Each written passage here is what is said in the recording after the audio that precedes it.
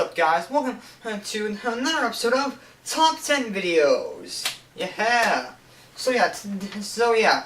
Now, in the Season 2 premiere of Top 10 Videos, I kind of talk slang about how DC and Marvel, about their movies, how, they're terrible, but does that mean DC and Marvel makes bad movies in the whole?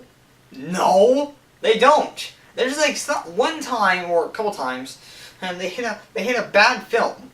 So yeah, it's not really their fault. But today, we're talking about the top 10 best ones they made. So yeah, guys, let us start off with number 10. I have no idea why I did this. I just felt like it. Anyways, number 10 right now it's going towards X-Men Days of Future Past. Now, fun fact actually, originally in this slot, how X-Men First Class, but until this film came out, X-Men First Class was out of here. I wanted to have X-Men First Class somewhere in here, but there was nowhere else I could fit it. So yeah, X-Men in the Future Past. The latest X-Men film is awesome. What did I just say? I just said protom. Like, what the heck? Anyways, it's just awesome. Just fantastic. And basically, like, the Wolverine was supposed to tie into that somehow, in a way, kind of. But yeah, X-Men in the Future Past. Great film. It basically, I think it's the only X-Men film that's based off a comic book. Well, wait, isn't X-Men Origins Wolverine? No, I think based off any of his origin stories, but still, this is actually one of the actual closest ones, sort of. So basically, it's also, let's get to that in a second. Actually, so, yeah, basically, it's the future of 2014, where these robots called the Sentinels are either capturing people and killing off all mutants. It's, basically, a lot of stuff happens. Professor X, Magneto, Wolverine, and Storm finally find Shadowcat, Iceman, Colossus, and new X-Men members, Bishop, Warpath, Blink, and Sunspot, in this, and basically, Kitty Pryde, or aka Shadowcat, sends Wolverine, or aka Hugh Jackman, back in time to 1973 to get the young Xavier, the young Beast, the young Magneto, the young Mystique, to work together and like try and save the Sentinels. It's a pretty great film in total. It's also a sum off to say goodbye. I'm not sure I'm using that word. It's also something like a film to say goodbye to the old cast of the original X-Men film. We're saying goodbye to Hugh Jackman, we're saying goodbye to Halle Berry, we're saying goodbye to Patrick Stewart, we're saying goodbye to Ellen Page, we're saying goodbye to all those actors from the original X-Men films. Well, technically not Hugh Jackman, he's going to be like in the next couple of films. No, actually, he'll probably make a cameo in like the X-Men Apocalypse and his Wolverine 2. And then we have to welcome the new cast, Michael Fassbender, Jennifer Lawrence, and I don't know any of their actor names. But yeah, it's pretty great. The Sentinels, I really think, are pretty ingenious in this film because Sentinels, like they make their body skins basically pretty cool. Like they make their bodies technically not made out of metal to make sure Magneto doesn't stop them. They're actually quite inventive, even if they don't stick to the actual comic book version. Also, the teaser trailer, the after credits scene is actually a scene of Apocalypse, where he's like forming the pyramids like this, and like basically it's gonna make the 2016 film X-Men Apocalypse with Channing Tatum. So yeah. Okay now, and go see it now, right now. If you haven't seen it, go see it right now. Anyway, so number 9 on the list is of course Superman, the first Superman of the original saga. That's what it is, Superman. So yeah, it was a great film. I feel bad I don't know many of the cast members' names. That's kind of terrible.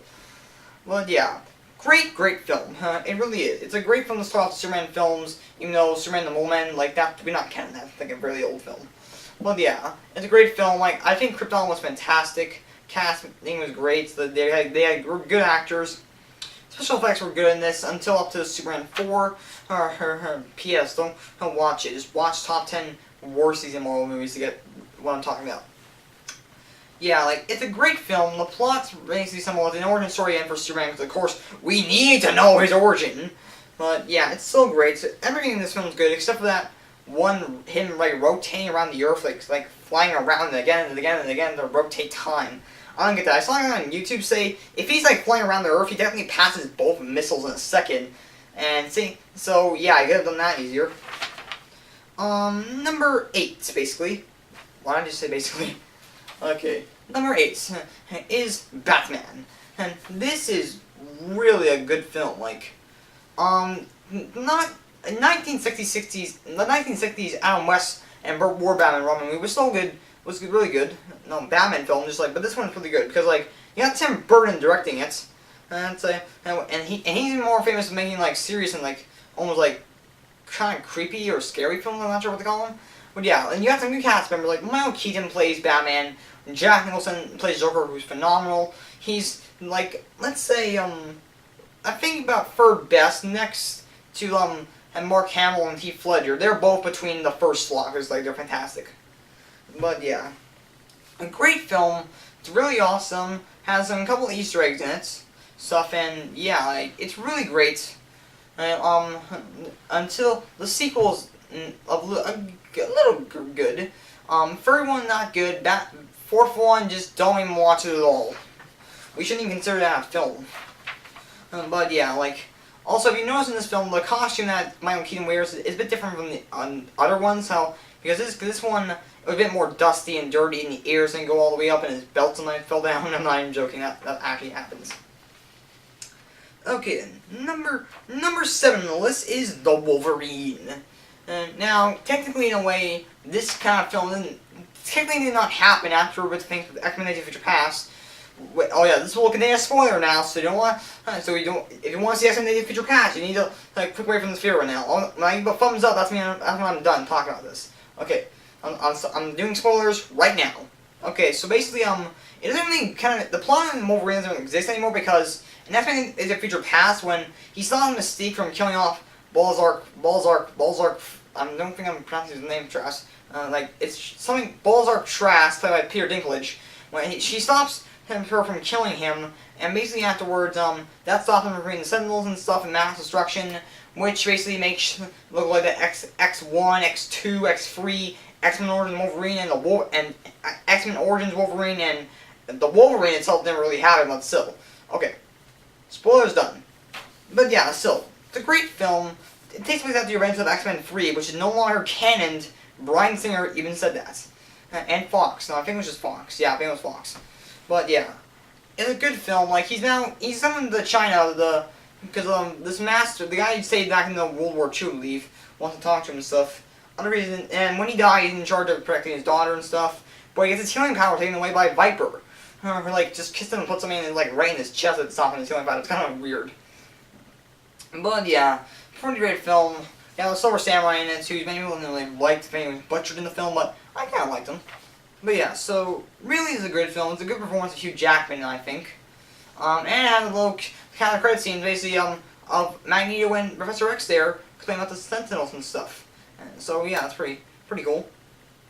Alright, number 6 on the list is Iron Man of 2008. Now, back then, Marvel wasn't really making any films at all. It was only like stuff like Sony and Fox who were making Spiderman, X-Men, Fantastic Four. They were being big hits. So Marvel wanted to start off their cinematic universe in the films, but how could they do that without some of their big guns? So basically they went to Iron Man.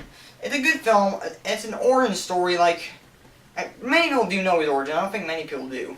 But still, we had to, like, it's an origin story. I think it's a really good one, though. So yeah, I like to see it come to life on the big screen. Not saying other origin stories like Batman, Superman, and Spiderman on the big screen is good. They are, but we've seen them over 100 times, so yeah. Well, yeah, Iron Man is fantastic. The suits that they have in the film, like the Mark 1, Mark 2, Mark 3, they all look fantastic. Casting is pretty great. Robert Downey Jr. plays Iron Man, who I believe he played also in that in the Sherlock Holmes film. Yeah, he did, I believe.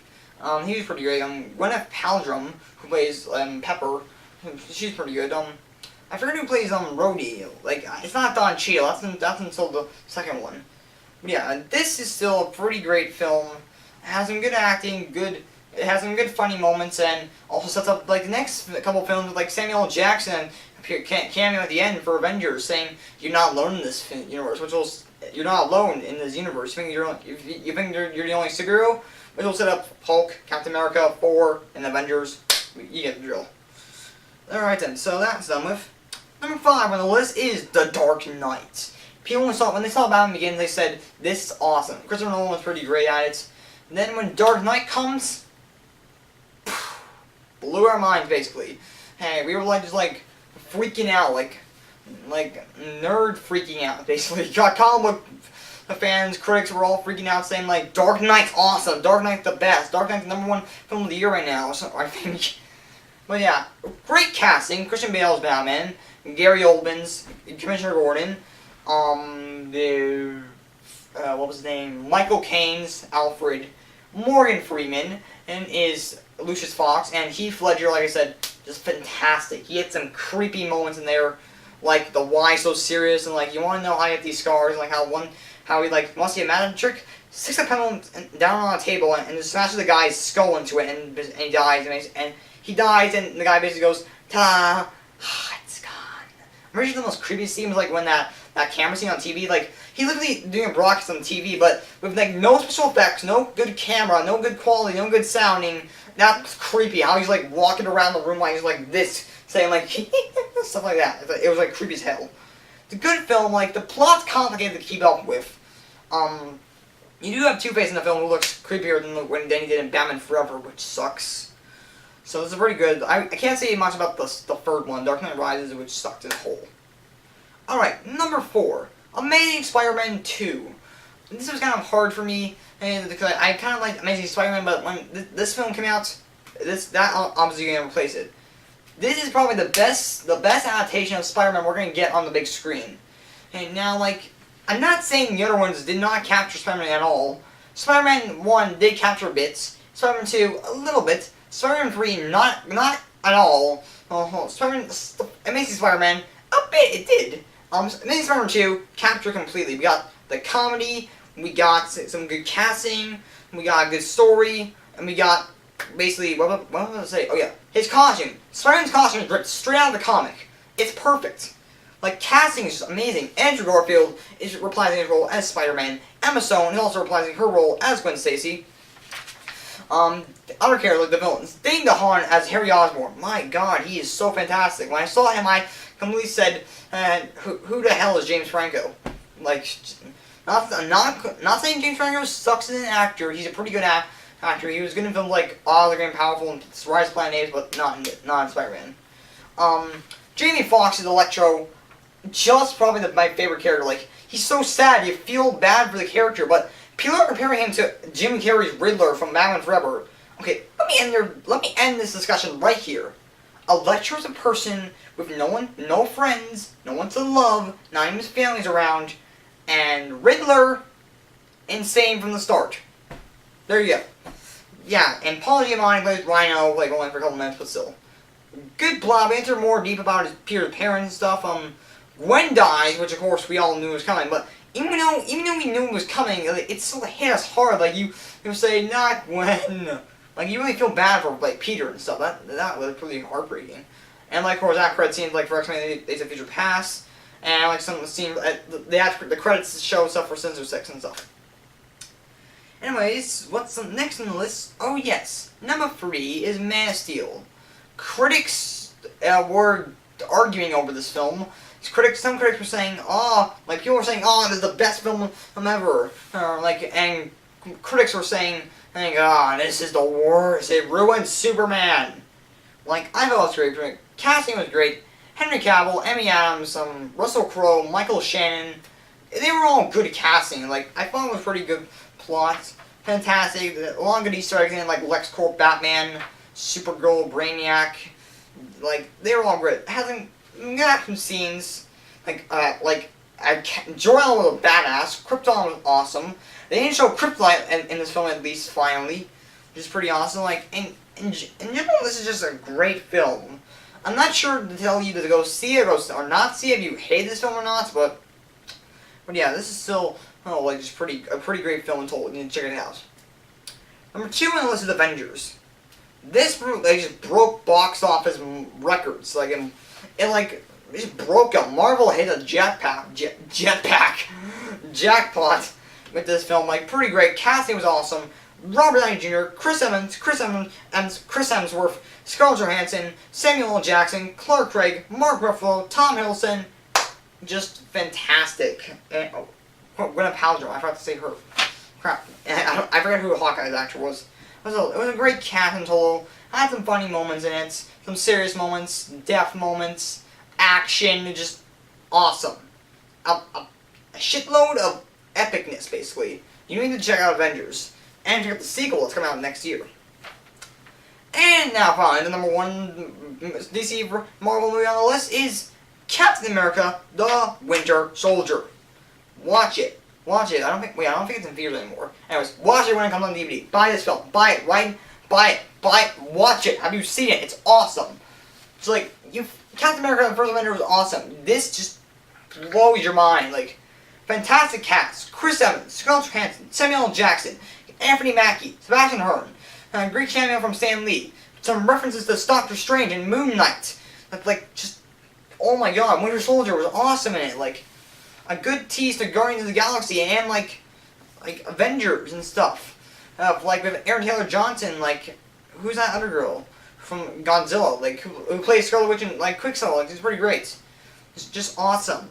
But Quicksilver is better than X-Men: Days of Future Past. Oh yeah, I forgot to mention that. He's just awesome in that there. Evan Peters is great in it, but in the X-Men, but in Days of Future Past, but in Avengers for like Aaron Taylor Johnson, he's not. I don't think he's gonna do good. So like, this is just awesome. I love the casting. It had some good funny scenes, some good costume designs, had some comedy. Ties in with Agents of S.H.I.E.L.D. a lot. But yeah, we got a lot more of Captain America's villains like the Leaper, Winter Soldier, Hydra, Crossbones, and Arlen Zola. But yeah. So that's it for today, guys. Thank you guys for watching. Stay tuned for more videos coming your way. Catch you guys later.